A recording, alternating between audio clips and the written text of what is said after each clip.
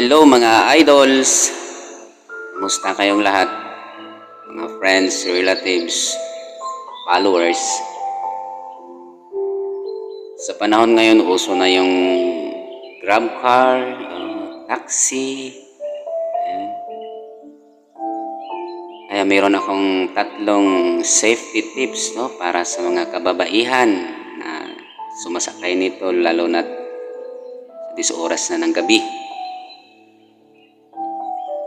Una, i-check nyo agad yung plate number, yung body number, at saka yung model ng sasakyan. At saka i-send nyo ito sa iyong mga magulang, sa iyong kamag-anak, or sa iyong mga friends. Pangalawa, doon kayo pupwesto o sasakay sa upuan behind the driver o sa likod mismo ng driver. Para kung mayroong masamang balak sa'yo,